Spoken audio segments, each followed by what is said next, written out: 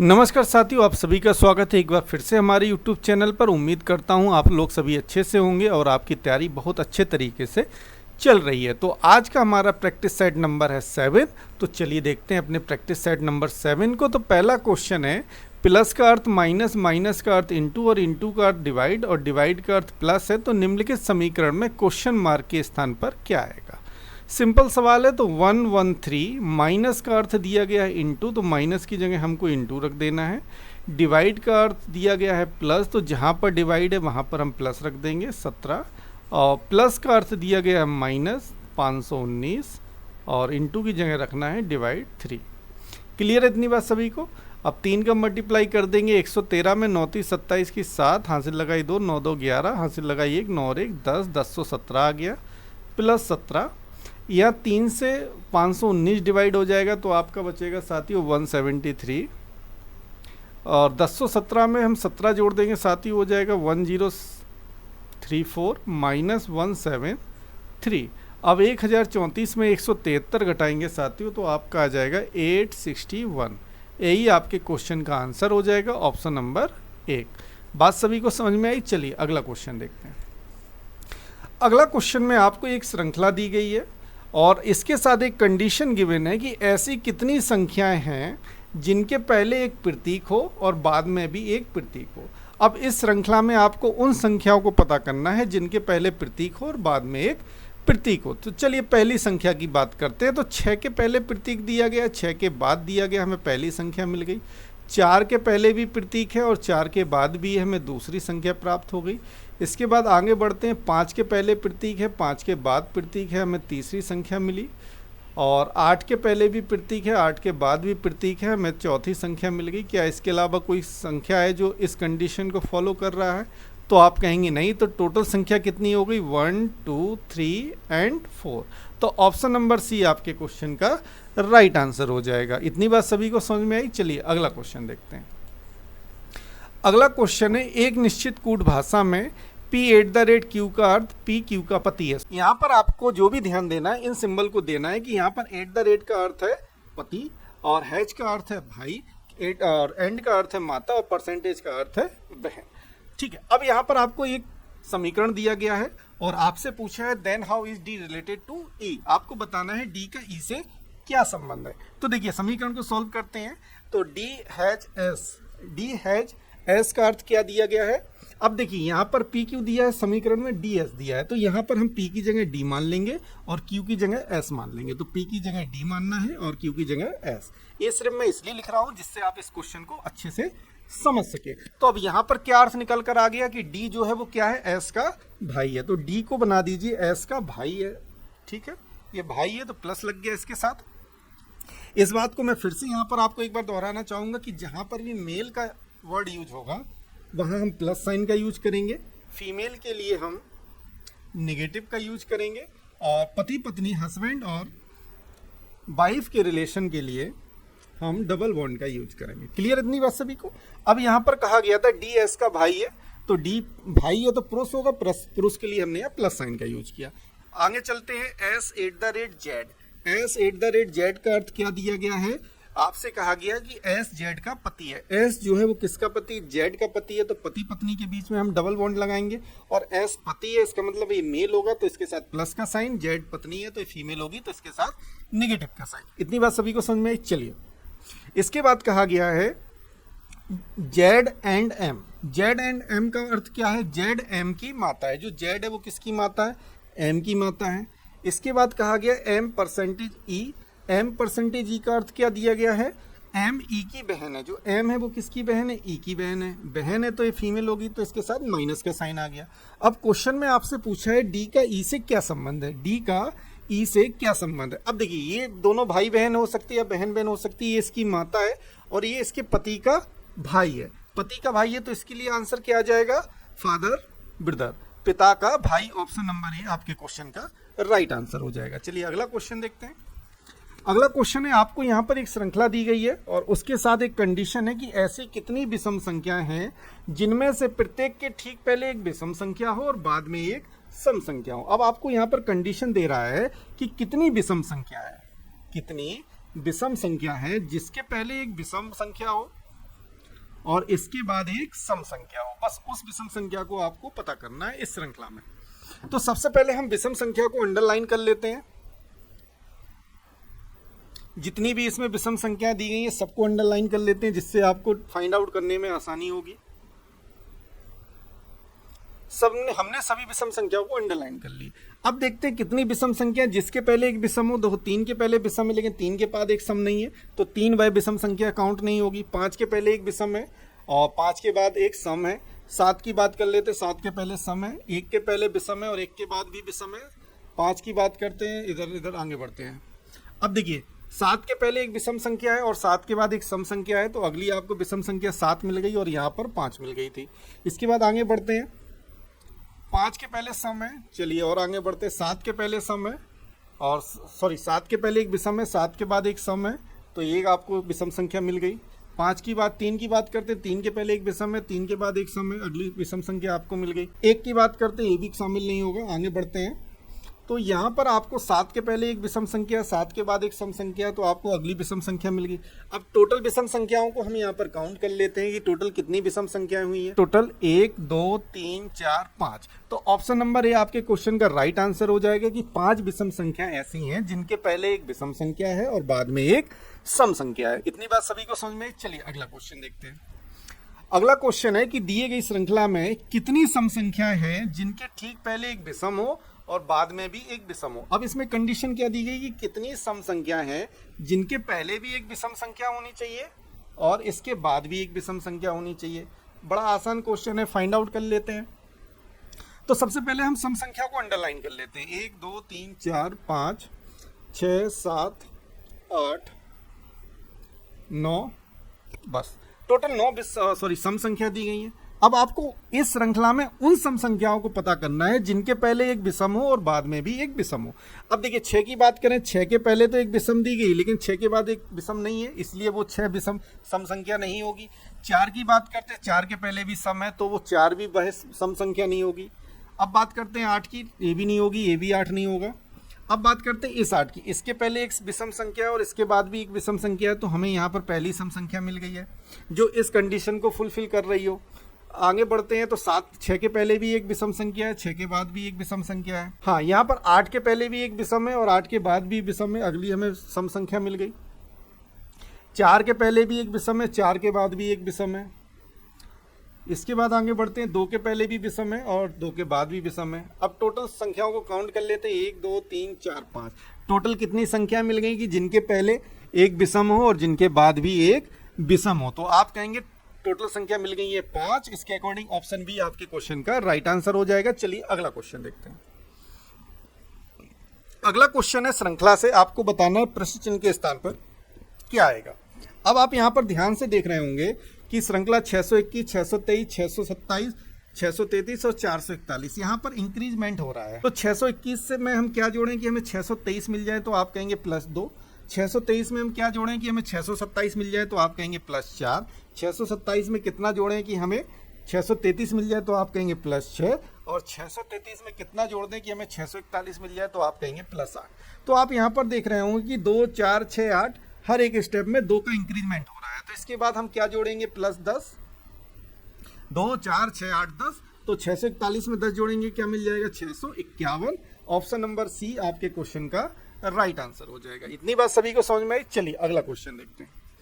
अगला क्वेश्चन है, संख्या प्रतीकों के एक समूह को नीचे दिए गए कूट तथा उसके बाद दी गई शर्तों के अनुसार कूटबद्ध किया गया है। शर्तों का पालन करते हुए निम्नलिखित कूटों का सही संयोजन ही आपका उत्तर होगा। अब यहाँ पर देखिए एक नोट दिया गया है। नोट में क्या कहा गया है, यदि कोई भी शर्त लागू नहीं होती है तो संबंधित संख्या प्रतीक के लिए तालिका में दिया गया कूट सीधे प्रयोग किया जाएगा। देखिए नोट में ये कह रहा है कि यदि इन तीन शर्तों में से कोई भी शर्त लागू नहीं होती है तो जो संख्याओं के सामने उसका कूट दिया गया वही सीधे तौर पर लागू हो जाएगा। जैसे 8 है, ठीक है, प्रतीक या संख्या कितनी है आपकी, 8 के लिए कूट कितना दिया गया, D। यदि इन तीनों शर्तों को 8 फॉलो नहीं करता है तो डायरेक्ट 8 के लिए कूट क्या हो जाएगा, D। यदि 8 इन 3 शर्तों में से किसी एक शर्त का फॉलो करता है तो 8 का यहाँ पर कूट बदल जाएगा, जैसा कि क्वेश्चन हमसे कह रहा है। पहले हम यहाँ पर हमें जो समूह दिया गया है उसको सॉल्व करते हैं। समूह दिया गया $96 @ 7। अब यहाँ पर इन सब के लिए कूट लिखते हैं। तो डॉलर का कूट क्या दिया गया सारणी में, अभी हम शर्तों को भूल जाते हैं, डायरेक्ट हम यहाँ पर कूट लिखते हैं जो सारणी में हमको दिया गया। तो देखिए डॉलर के लिए कूट कहाँ है, डॉलर ये दिया, डॉलर के लिए कूट क्या दिया गया, पी, तो डॉलर के नीचे लिख देंगे पी। अब 9 की बात करते हैं, 9 के लिए कूट क्या दिया गया, 9 के लिए कूट दिया गया यू, तो 9 की जगह क्या आ जाएगा यू। 6 की बात करते हैं, 6 के लिए कूट क्या है के, तो 6 के लिए यहाँ पर लिख देते हैं के।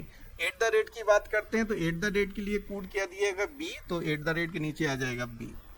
अब यहाँ पर 7 के लिए कूट क्या दिया गया है जी, तो यहाँ पर आ जाएगा जी। ये हमने डायरेक्ट कूट लिख लिए। अब हम पढ़ते हैं शर्तों को। अब देखिए पहली शर्त को ध्यान से देखिए, पहली शर्त में क्या कह रहा है, यदि दूसरा और तीसरा दोनों अवयव पूर्ण वर्ग हो। अब देखिए ये आपको क्या दी गई थी, एक समूह दिया गया था।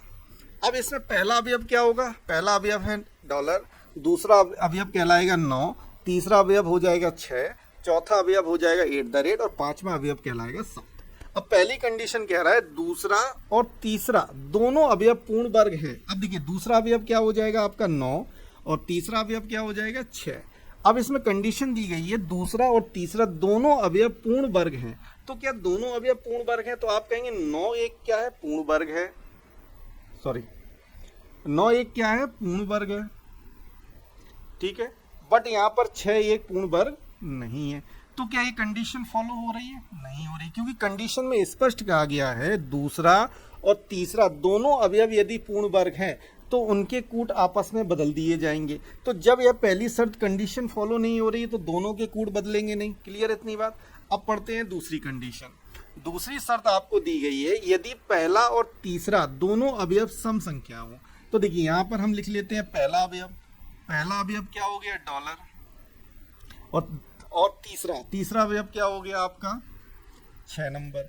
तो क्या ये दोनों संख्या सम है, तो आप कहेंगे नहीं, तीसरा अवयव तो सम वाली कंडीशन फॉलो कर रहा है, लेकिन पहला अवयव सम वाली कंडीशन फॉलो नहीं कर रहा, क्योंकि यह एक प्रतीक है, ठीक है। तो आपकी इस समूह पर दूसरी कंडीशन भी फॉलो नहीं हो रही है। क्लियर है। तीसरी कंडीशन देखते हैं।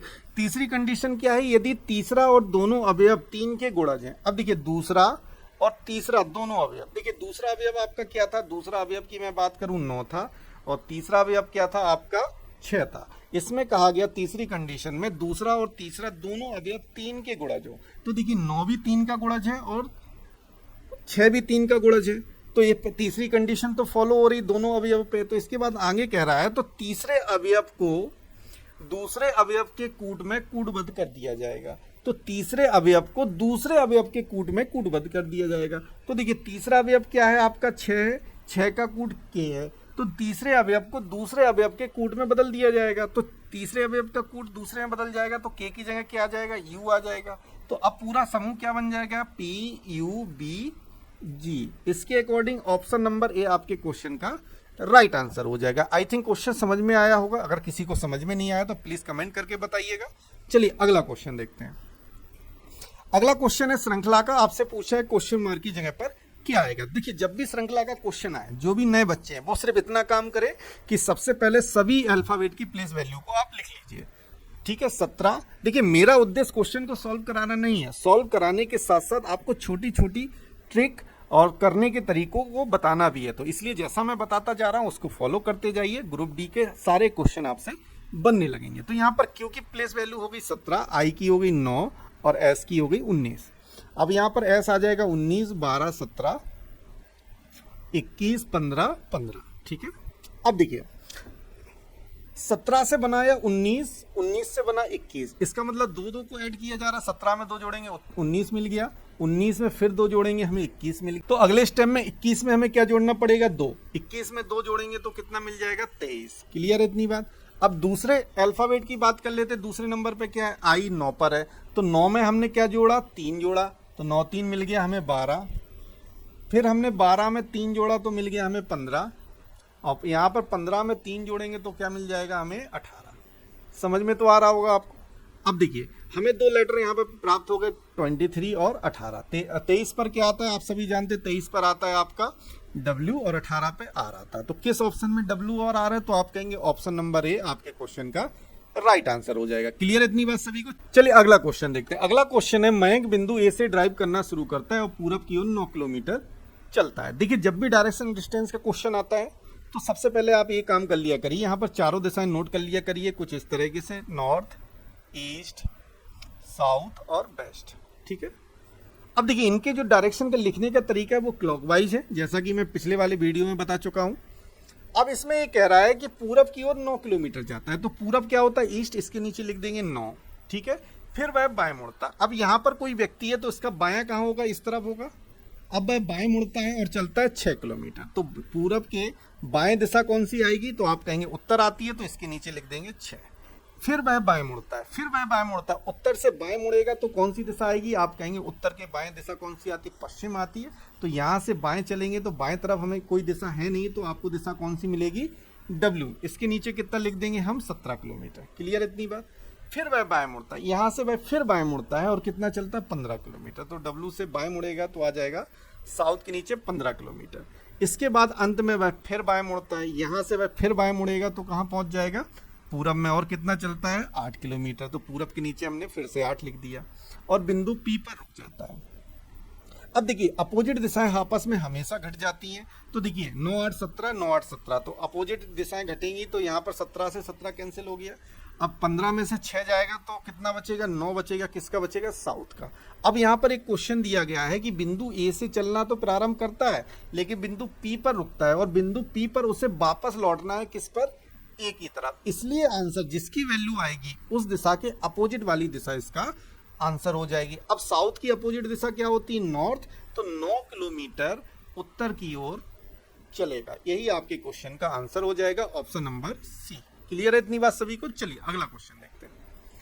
अगला क्वेश्चन है, यदि प्लस का अर्थ, कुछ क्वेश्चन में मिस्टेक है साथियों, थोड़ा करेक्शन कर लीजिए यहाँ पर। यदि प्लस का अर्थ माइनस कर लीजिए यहाँ पर, यदि प्लस का अर्थ माइनस है और माइनस का अर्थ इनटू है, यहां पर माइनस कर लीजिए, और माइनस का अर्थ इनटू है, माइनस का अर्थ इनटू है। ठीक है, और इसके बाद इनटू का अर्थ डिवाइड है, और लास्ट में आप कर लीजिए डिवाइड का अर्थ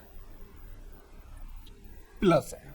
ठीक है, टाइपिंग मिस्टेक है, थोड़ा इसको करेक्शन आप कर लीजिएगा, समझ लीजिएगा। चलिए अब देखिए प्लस का अर्थ क्या दिया है, माइनस, तो यहां पर 15, और माइनस का अर्थ क्या दिया गया, माइनस का अर्थ दिया गया इनटू, तो 15 इंटू 10 हो जाएगा। और डिवाइड का अर्थ क्या दिया, डिवाइड का अर्थ दिया गया है प्लस, तो यहाँ पर +4 हो जाएगा। और साथियों प्लस का अर्थ दिया गया माइनस, माइनस के 20 हो जाएगा, और इनटू का अर्थ दिया गया है डिवाइड, तो डिवाइड 5 हो जाएगा। क्लियर इतनी बात सभी को। चलिए 10 का गुणा 15 में कर देंगे तो क्या आ जाएगा, 150, प्लस के 4, माइनस 5 से 20 को उड़ा देंगे 4, 4 से 4 गया तो 150। आपके क्वेश्चन का आंसर हो जाएगा ऑप्शन नंबर डी। क्लियर है इतनी बात सभी को। चलिए अगला क्वेश्चन देखते हैं। अगला क्वेश्चन है, 7 व्यक्ति बी, सी, डी, आई, जे, के और एल एक गोल मेज के परिधा केंद्र की ओर अभिमुख होकर बैठे हैं। अब यहाँ पर एक गोल मेज को बनाते हैं और आपसे कहा गया कि 7 व्यक्ति हैं इस गोल मेज के चारों तरफ केंद्र की ओर मुख करके बैठे हुए। तो सबसे पहले हम 7 व्यक्तियों की एक पोजीशन डिसाइड कर लेंगे कि 7 व्यक्ति हमारे कुछ इस तरीके से गोल मेज के चारों तरफ बैठेंगे। तो यहाँ पर हमने 7 व्यक्तियों की पोजीशन निश्चित कर ली कि 7 व्यक्ति कुछ इस तरीके से गोल मेज के केंद्र की ओर बैठाए जाएंगे। अब देखिए पहली कंडीशन इसमें क्या कह रहा है कि आई के बाएं तीसरे स्थान पर एल है। अब पहले पर्सन को आप कहीं पर भी बैठा सकते हैं, तो आई को हम यहाँ बैठाते हैं। आई के बाएं की बात कर रहा है तो इसका बाएं कहाँ होगा, इस तरफ होगा। आई के बाएं तीसरे स्थान पर एल है, तो पहला, दूसरा, तीसरा, तो एल की पोजीशन इधर आ गई। इसके बाद आगे कह रहा है कि बी के बाएं से गिनने पर, बी के बाएं से गिनने पर के और बी के बीच केवल एक व्यक्ति बैठा है।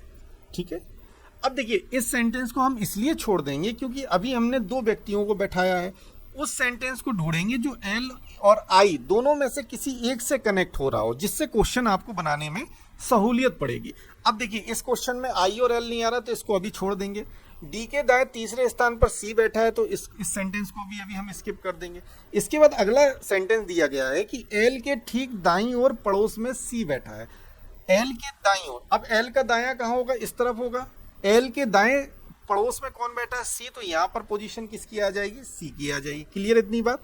अब इसके बाद कहा गया है कि एल का निकटतम पड़ोसी जे नहीं है। अब देखिए जे यहाँ नहीं हो सकता, ये जे की पोजीशन यहाँ पर जे नहीं आ सकता एल की तरफ, क्योंकि क्वेश्चन में स्पष्ट कहा गया कि एल का निकटतम पड़ोसी जे नहीं हो सकता। जे इन 3 जगह में से कहीं पर भी बैठेगा, लेकिन इस जगह नहीं बैठेगा जे।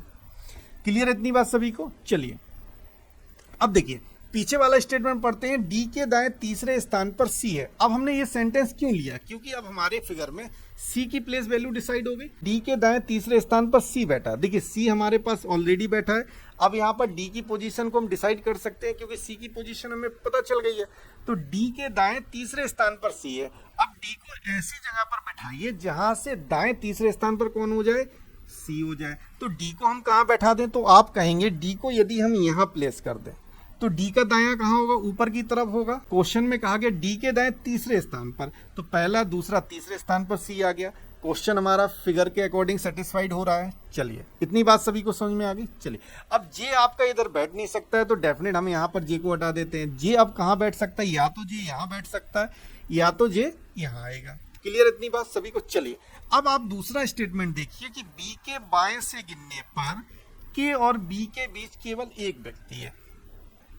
अब देखिए बी को ऐसी जगह पर आपको बैठाना है जिसके हम बाएं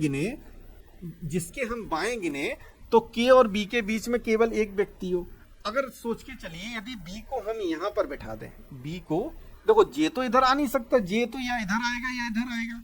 तो बी को यदि हम यहां बैठा दें और बी के बाएं गिनने पर, तो बी का बायां कहाँ होगा? नीचे की तरफ होगा। बी के बाएं गिनने पर के और बी के बीच केवल एक व्यक्ति हो। एक व्यक्ति की बात कर रहा है तो डी इधर है तो के इधर आ जाएगा। तभी तो इस क्वेश्चन का स्टेटमेंट फिगर को सेटिस्फाइड करेगा। जैसे बी के बाएं गिनने पर के और बी के बीच केवल एक व्यक्ति हो गया। अब जे इधर आ नहीं सकता तो एक प्लेस बचा, डेफिनेट इधर कौन आ जाएगा? जे आ जाएगा। हमारे सातों व्यक्ति अपने टेबल पर बैठ चुके हैं। अब क्वेश्चन में आपसे पूछा क्या गया है? जे के दाईं ओर गिनने पर, जे के दाईं ओर, जे का दायां कहाँ होगा? इधर होगा। दाईं ओर गिनने पर जे और बी के बीच, जे और बी के बीच कितने व्यक्ति हैं? तो देखिए जे आपका इधर है, बी आपका इधर है, दोनों के बीच में कितने व्यक्ति हैं? और किस तरफ गिनना है? दाईं ओर गिनना है। तो दायां कहाँ इधर होगा? पहला व्यक्ति, दूसरा व्यक्ति और तीसरा व्यक्ति। ऑप्शन नंबर सी आपके क्वेश्चन का राइट आंसर हो जाएगा। क्लियर इतनी बात सभी को? चलिए अगला क्वेश्चन देखते हैं। अगला क्वेश्चन है श्रृंखला से, बहुत आसान श्रृंखला दिख रही है। 8 से बनाया 18 प्लस 10 किया, 18 से 30 बनाया प्लस 12 किया, 30 से 44 बनाया प्लस 14 किया। अब यहाँ पर देख रहे हैं 10, 12, 14, दो का इंक्रीमेंट हो रहा है। 14 में अब क्या जोड़े? 16। तो 44 में यदि हम 16 जोड़ देंगे तो हमें क्या मिल जाएगा? 50, 60। तो ऑप्शन नंबर डी आपके क्वेश्चन का राइट आंसर हो जाएगा। क्लियर इतनी बात सभी को? चलिए अगला क्वेश्चन देखते हैं। अगला क्वेश्चन है, यहाँ पर आपको दो समुच्चय दिए गए। पहला समुच्चय है 18, 15.7, 19.2 का, और दूसरा समुच्चय है 24, 21, 7 और 25.2 का। अब आपको बताना है कि इसमें जो लॉजिक का यूज किया गया इन चार ऑप्शन में से वह लॉजिक किस ऑप्शन में दिया गया है। सबसे पहले हम लॉजिक को फाइंड आउट करते हैं। तो आप यहाँ पर एक नजर देखेंगे 18, 17 और 18, 19। तो यदि हम गौर करें 18 में हम कितना जोड़ दें कि हमें 19.2 मिल जाए, तो आप कहेंगे 1.2। तो यहाँ पर एक लॉजिक समझ में आ रहा है कि 18 में हमने 1.2 जोड़ा तो हमें मिल गया 19.2, और 18 में से हम कितना घटा दें कि हमें 15.7 मिल जाए। तो आप कहेंगे कि यदि 18 में से हम 2.3 घटा दें, यदि 18 में से 2.3 को घटा दें तो हमें 15.7 मिल जाएगा। तो हमें लॉजिक पता चल गया कि पहले हमको 1.2 जोड़ के तीसरा डिजिट निकालना है, तीसरी संख्या निकालनी है, और बीच की संख्या निकालने के लिए 18 में से हमें 2.3 घटा देना है। अब देख लीजिए इस लॉजिक को इन चार ऑप्शन में से कौन कौन फॉलो कर रहा है। तो देखिए पहले से तीसरी संख्या बनाने के लिए हमें क्या करना है? 1.2 जोड़ना है। तो 9 में 1.2 जोड़ेंगे तो 10.2 आएगा, तो ये गलत हो गया। 28 में भी 1.2 जोड़ेंगे, ये भी ऑप्शन गलत हो गया। 37 में 1.2 जोड़ेंगे तो ये भी गलत हो गया। एक ही ऑप्शन बचा कि 31 में हमें 1.2 जोड़ने पे क्या मिल रहा है? 32.2। It means option number D आपके क्वेश्चन का राइट आंसर हो जाएगा। अगला क्वेश्चन देखते हैं। अगला क्वेश्चन है सीरीज का 99, 87, 75, 63 और 91 पूछा है। क्वेश्चन मार्क की जगह क्या आएगा? अब आप ध्यान दे रहे हो सीरीज एक घटते क्रम में, इसका मतलब इसमें से कुछ ना कुछ हमें घटाना होगा। 99 से कितना घटाएं कि हमें 87 मिल जाए? तो आप कहेंगे 99 से यदि हम 12 माइनस कर दें, 99 से माइनस 12 कर दें, हमें 87 मिल गया। 87 से फिर हम माइनस 12 कर दें 75, 75 से फिर 12 करेंगे 63 मिल जाएगा। इट मीन्स अब आपको 51 में से माइनस 12 करना है तो कितना मिल जाएगा? 51 से 12 करेंगे तो आपको मिल जाएगा 39। ऑप्शन नंबर ए आपके क्वेश्चन का राइट आंसर हो जाएगा। क्लियर इतनी बात सभी को? चलिए अगला क्वेश्चन देखते हैं। अगला क्वेश्चन है, एक निश्चित कूट भाषा में VAIL को 6598 के रूप में और OVAL को 8619 के रूप में कूटबद्ध किया जाता है। तो दी गई भाषा में O का कूट क्या होगा? What is the code for O in the code language? ठीक है, अब देखिए यहां पर आपको दिया गया VAIL के लिए कोड है 6598 और नीचे दिया गया OVAL के लिए कोड दिया गया 8619 का। अब देखिए कॉमन यहाँ पर ले लीजिए, कॉमन क्या है दोनों में? तो आप देखेंगे V इधर कॉमन है, A इधर है और L इधर है, तो कॉमन कॉमन कैंसिल हो गया। नंबर की बात कर ले तो नंबर में 689, तो 689 कैंसिल हो गया। अब बात करते हैं बचा क्या हमारे पास, तो ऊपर बचा I, तो I के लिए नंबर क्या बच गया 5 और नीचे बचा O के लिए नंबर क्या बच गया 1। आपसे पूछा क्या O का कोड, तो O का कोड क्या हो जाएगा 1। ऑप्शन नंबर बी आपके क्वेश्चन का राइट आंसर हो गया। क्लियर इतनी बात सभी? चलिए अगला क्वेश्चन देखते हैं। अगला क्वेश्चन है ABCRST और U एक गोल मेज के केंद्र के परिता अभिमुख होकर बैठे हैं, R U के ठीक बाईं ओर है। देखिए 7 व्यक्ति हैं, गोल मेज के केंद्र की ओर मुख करके बैठे हैं। तो सबसे पहले सातों व्यक्तियों की पोजीशन को हम डिसाइड कर लेते हैं कि गोल मेज के चारों तरफ सातों व्यक्ति कुछ इस तरीके से बैठेंगे। तो ये हमने सातों व्यक्तियों की पोजीशन डिसाइड कर ली। अब कौन कहाँ बैठेगा वो क्वेश्चन के अनुसार सेट करते जाएंगे। अब देखिए पहली कंडीशन आपको दी गई है कि R U के ठीक बाईं ओर है। अब R जो है U के ठीक बाईं ओर है, तो U को हम इधर बैठा दें कि U के बाईं ओर कौन है, ठीक R है, तो R की पोजीशन इधर हो गई।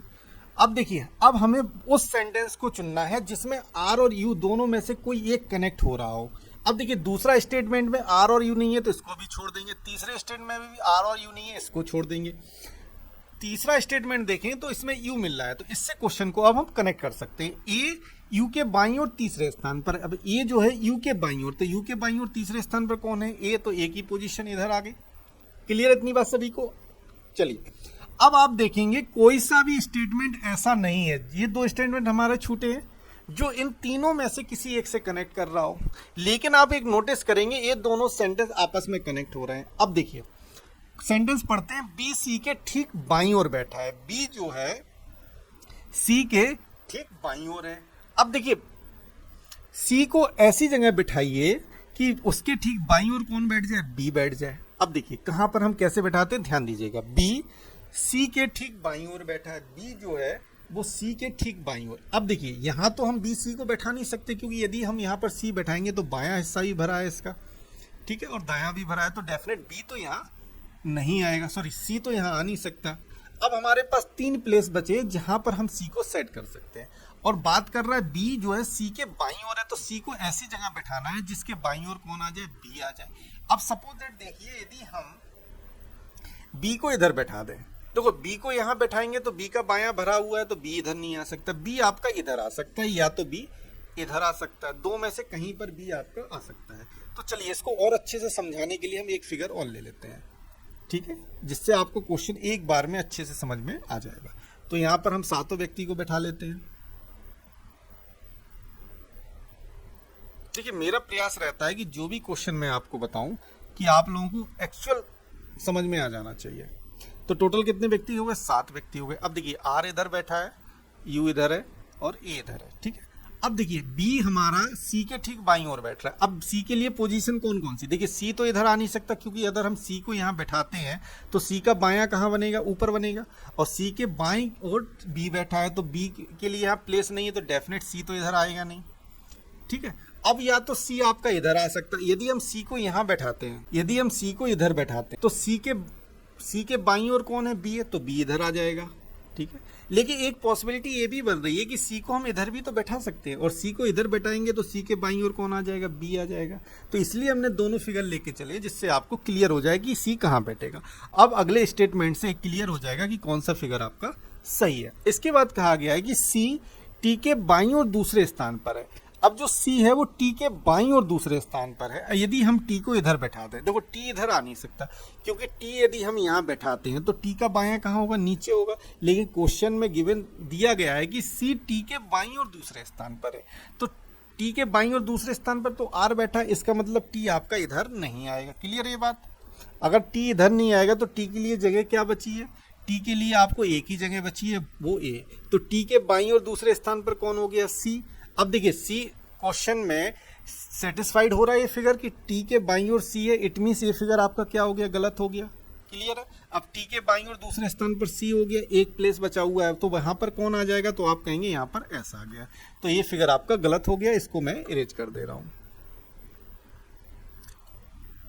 अब देखिए क्वेश्चन में आपसे पूछा गया है एस के दाईं और तीसरे स्थान पर कौन बैठा है। एस का दायां कहाँ है, एस ए, एस का दायां कहाँ होगा, इधर होगा। तीसरे स्थान पर कौन है, ए। ऑप्शन नंबर ए आपके क्वेश्चन का राइट आंसर हो जाएगा। क्लियर इतनी बात सभी को। चलिए अगला क्वेश्चन देखते हैं। अगला क्वेश्चन में कहा गया है कि 4 ऑप्शन दिए गए हैं, 4 ऑप्शन में से 3 ऑप्शन किसी एक लॉजिक के तहत एक ग्रुप बना रहे हैं और एक ऑप्शन ऐसा है जो उस ग्रुप में उस लॉजिक के तहत शामिल नहीं हो रहा है। तो चलिए उस लॉजिक को पता करते हैं। देखिए पहले ऑप्शन में अगर हम बात करें तो जी आता है आपका 7 पे, के आता है 11 पे, तो हमने +4 किया, इधर +4 किया, ठीक है।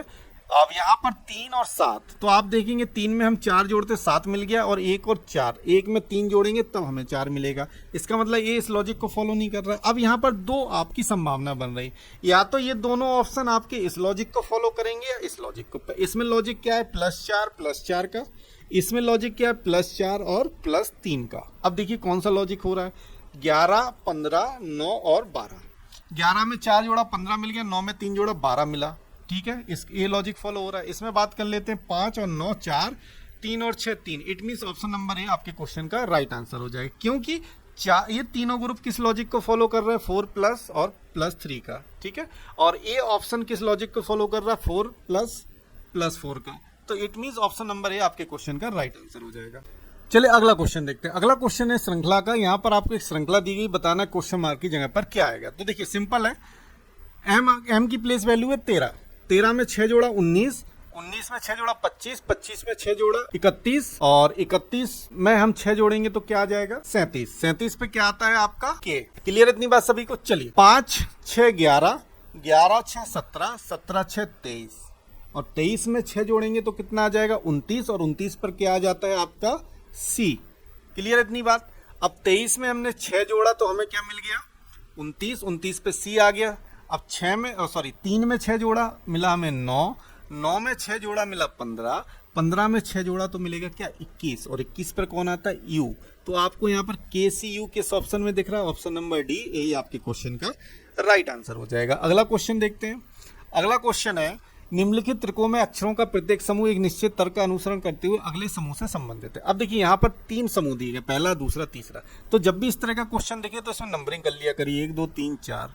अब इस समूह में नंबरिंग कर लीजिए, तो आई की इसमें क्या है वैल्यू 2, और एफ है 3 पे, जी है आपका 1 पे, और टी है 4 पे, 2 3 1 4, और इधर हो जाएगा 4 3 2 1, ठीक है। ये नंबरिंग कर ली। अब इसी लॉजिक को ये भी फॉलो कर रहा होगा, नंबरिंग करके चेक कर लीजिए, ठीक है। अब 2 3 आना चाहिए, 2 पे क्या है ए और एन, तो ये भी 2 3 आ गया। अब देख लीजिए इन 4 ऑप्शन में से कौन सा इस लॉजिक को फॉलो कर रहा है।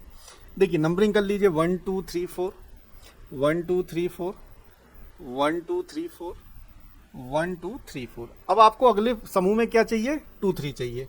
तो देखिए ये 2 3 आ रहा है तो आप कहेंगे 2 3 आ रहा है, इसमें 2 3 आ रहा है तो आप कहेंगे इसमें भी 2 3 आ रहा है, इसमें 2 3 आ रहा है, इसमें भी आप कहेंगे 2 3 नहीं आ रहा, तो ऑप्शन सी तो आपका चेक करने की कोई आवश्यकता नहीं। इसमें 2 3 आ रहा, ओ एल आना चाहिए, तो ये भी गलत हो गया। इन दोनों में से कोई एक ऑप्शन आपका सही हो जाएगा। 2 3 1 4 चाहिए, 1 4 चाहिए क्या, 1 4 पे क्या आना चाहिए आपका, एफ जी आना चाहिए, एफ जी आ रहा है। इसमें 1 4 में क्या आना चाहिए, 1 4 में आपका आना चाहिए डब्ल्यू टी आ रहा है। इसके बाद करते हैं 4 3 चाहिए, 4 3 में क्या आता है, 4 3 जी ए, और 4 3 के बाद 2 1 चाहिए, 2 के बाद एल एफ चाहिए। It means option number A आपके क्वेश्चन का राइट आंसर हो जाएगा। इसमें चेक कर लेते हैं क्या आ रहा है, 4 3 आ रहा है, तो 4 3 नहीं आ रहा है, तो ये ऑप्शन भी गलत हो गया। चलिए अगला क्वेश्चन देखते हैं।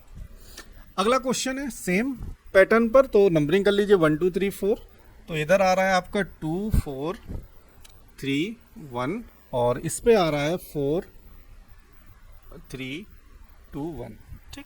अब देखिए कौन सा ऑप्शन इस लॉजिक को फॉलो कर रहा है, 1 2 3 4। सबसे पहले कोशिश किया करिए इस क्वेश्चन में ऑप्शन को एलिमिनेट करने की, जिससे आपको समय की बचत हो जाएगी। आपको अगले समूह में क्या चाहिए, 2 4 चाहिए। अब देखिए इसमें यू टी आ रहा नहीं आ रहा, ये ऑप्शन गलत हो गया 2 4 के अकॉर्डिंग। इसमें एल जी चाहिए, ये सही है। इसमें क्या चाहिए, 2 4 में यू एस चाहिए, ये भी गलत हो गया।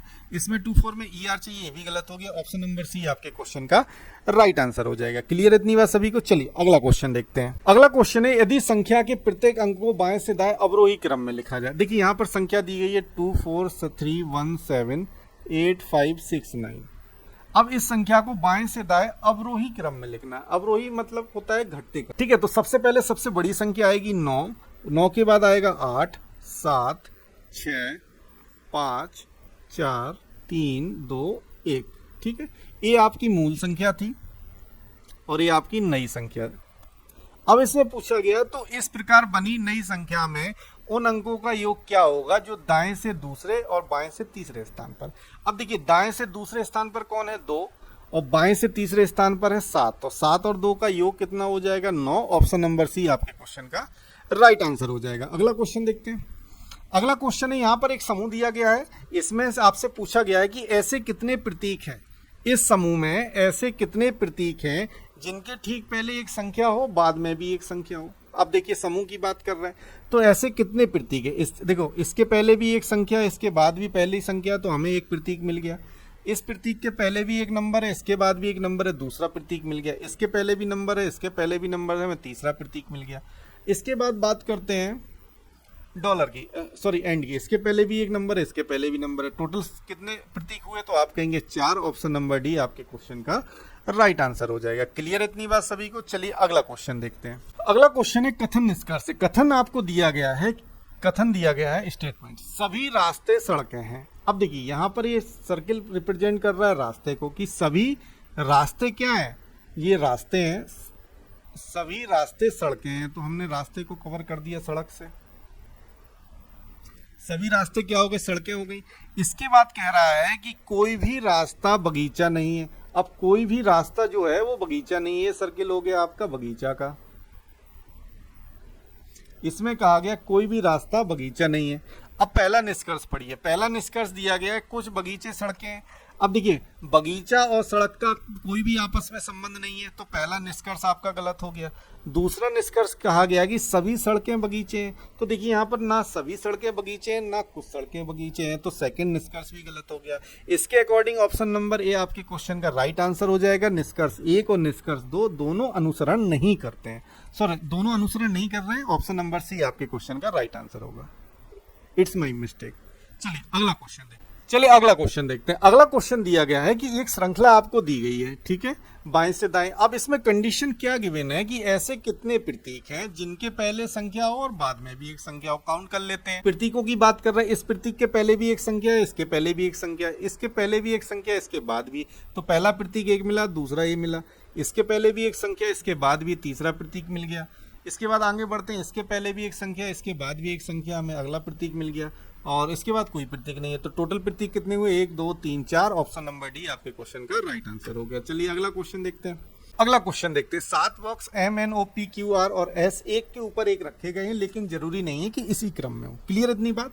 अब देखिए, क्वेश्चन में पहली लाइन पढ़िए। S के नीचे केवल 2 बॉक्स रखे गए हैं। तो देखिए, यहाँ पर सपोज दैट S है, S के नीचे 2 बॉक्स रखे गए। केवल वर्ड को ध्यान से पढ़िएगा, केवल 2 बॉक्स रखे हैं। इसका मतलब S के नीचे केवल 2 ही बॉक्स हैं। इसके बाद कहा गया है U के ऊपर केवल 1 बॉक्स रखा गया। अब यहाँ पर Q है, Q के ऊपर केवल 1 बॉक्स रखा गया। अब देखिए, यहाँ पर 3 पर्सन इधर हो गए। टोटल पर्सन कितना है? 3, 3, 6 और 1 7 है। तो देखिए, Q के ऊपर केवल 1 बॉक्स रखा गया। इसका मतलब 3 इधर हो गए, 4, 5 और यहाँ पर Q हो गया। Q के ऊपर 1 बॉक्स हो गया। टोटल पर्सन कितने हो गए? 3, 3, 6 और 1 7। क्लियर है? Q के ऊपर केवल 1 बॉक्स है, ठीक है। Q और P के बीच केवल 1 बॉक्स रखा गया। Q और P के बीच केवल 1 बॉक्स है। इसका मतलब P कहाँ आ जाएगा? इधर आ जाएगा। P आपका कहाँ आ गया? इधर आ गया। तो यहाँ पर P को बैठा दीजिए। Q और P के बीच 1 बॉक्स है। R को N के ठीक ऊपर रखा गया।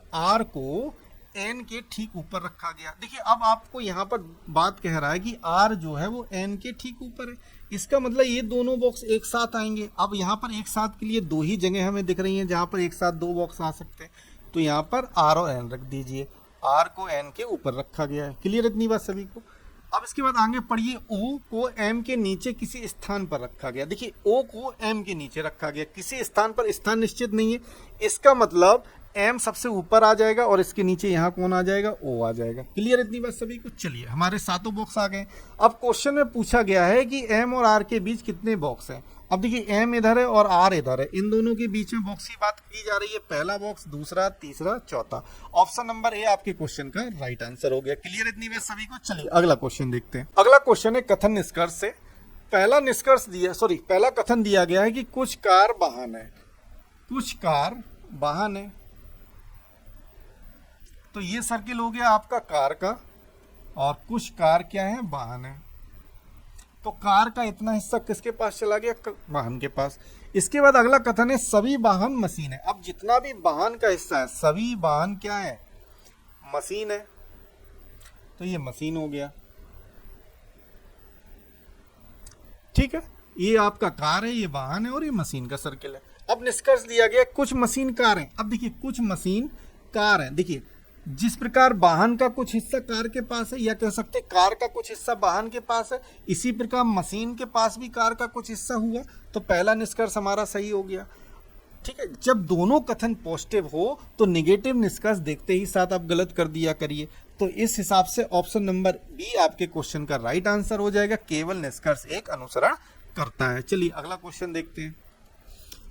अगला क्वेश्चन है कि 4 आपको समूह दिए गए हैं, अब इसमें लॉजिक पता करना, एक आपका उस लॉजिक को फॉलो नहीं करेगा। देखिए 14, 17, 11, 15, 14 में 3 जोड़ा 17 मिला, 11 में 4 जोड़ा 15 मिला। 3 और 4 का लॉजिक क्या, बाकी 3 ऑप्शन में 2 ऑप्शन फॉलो कर रहे हैं। तो आप देखिए 16, 3, 19 और 14, 13, 4, 17 ये भी फॉलो कर रहे हैं।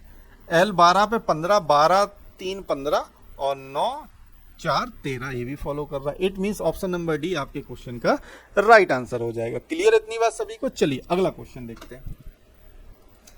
अगला क्वेश्चन है श्रीमान ट्रिपल जेड बिंदु ए से चलना प्रारंभ करते हैं। जब भी इस टाइप का क्वेश्चन है चारों दिशा लिख लीजिए, नॉर्थ, ईस्ट, साउथ और वेस्ट।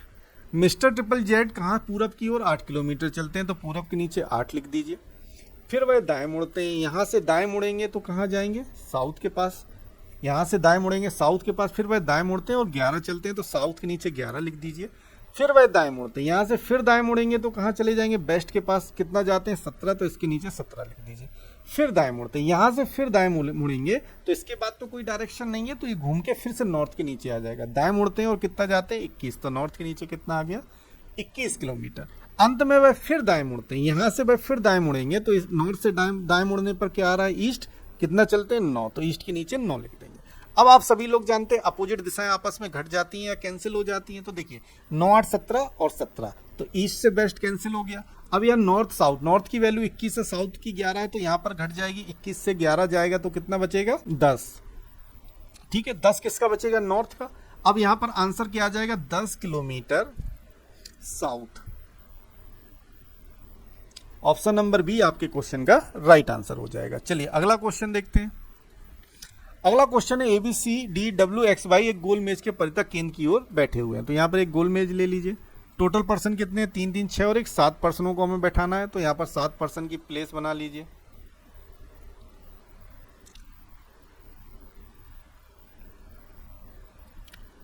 ठीक है, सब केंद्र की ओर देख रहे हैं।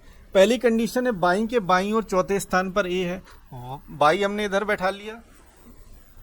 y के बाईं और चौथे स्थान पर a है, तो y का वाया कहाँ होगा, इस तरफ होगा बायां। चौथे स्थान पर पहला, दूसरा, तीसरा, चौथे स्थान पर कौन बैठा है, a बैठा है। इसके बाद कह रहा है c के दाईं और चौथे स्थान पर w है। तो जैसा कि आप जान रहे हैं अभी हमने 2 पर्सन को बैठाएंगे, तो उस सेंटेंस को देखेंगे जहां पर a और y कोई 2 में से कोई एक कनेक्ट हो रहा हो। तो देखिए इसको अभी हम स्किप कर देंगे। इसके बाद दिया है y के बाईं ओर गिनने पर y और c के बीच केवल 2 व्यक्ति है। अब y का बायां किस तरफ होगा, इस तरफ होगा। अब इसमें कहा गया बाई और सी के बीच केवल 2 व्यक्ति है, तो सी इधर आ गया, तभी तो वाई और सी के बीच 2 व्यक्ति होंगे। क्लियर इतनी बात? चलिए अब इसके बाद कह रहा है डब्ल्यू या वाई का निकटतम पड़ोसी एक्स नहीं है। ठीक है, अब यहाँ पर ना एक्स वाई का पड़ोसी होगा और ना ही एक्स डब्ल्यू का पड़ोसी होगा।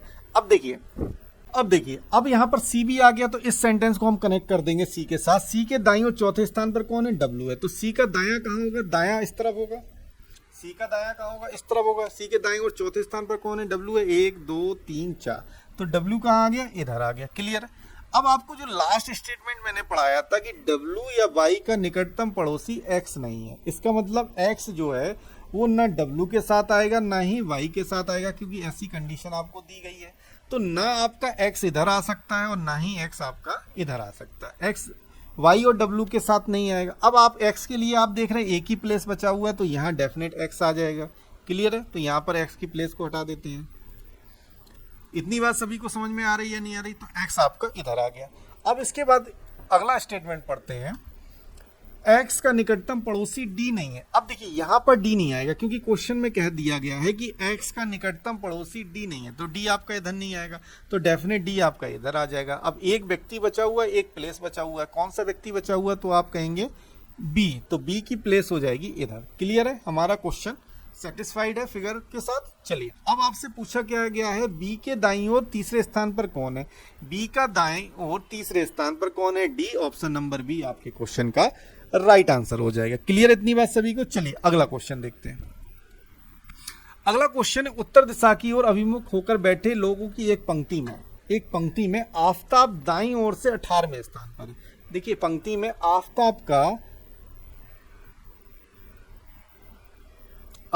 का दाईं ओर से कितना स्थान है? 18वां स्थान है।